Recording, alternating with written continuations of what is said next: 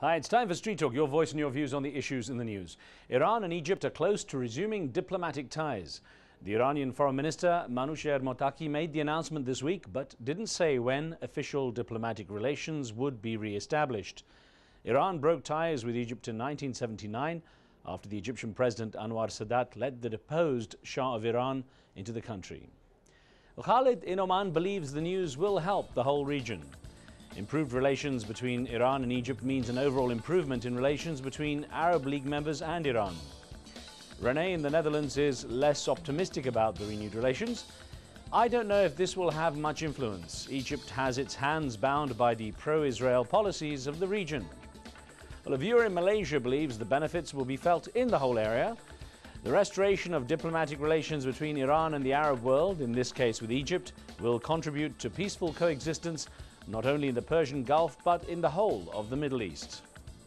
9 bodies and 10 severed heads were found by security forces in an abandoned field northeast of Baghdad this week.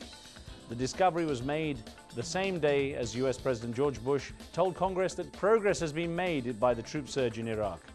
Suicide bombings and attacks are common in Diyala province, but this latest discovery was particularly gruesome. The Iraqi police still have no information about the victims or why they were killed. Saeed in Kuala Lumpur doesn't believe that the withdrawal of troops will lead to a security meltdown.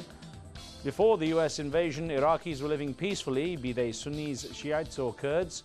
The situation took a turn for the worst after the occupation. The US should leave Iraq. Iraqis can take care of their country. Zaid in New Zealand isn't too optimistic about Iraq's security. At this point, I feel that any withdrawal of US troops would result in civil war. Well, Rick in New Zealand thinks Iraq will recover from any kind of US troop withdrawal. If they pull out, I think there will be a period of violence. Once they have gotten over it, there will be discussions and agreements that will bring all the factions together to get Iraq going again. It was known as Security Prison 21, but now the cramped jail that confined almost 20,000 Cambodians under Pol Pot's leadership is featured in an art exhibition about the Khmer Rouge regime.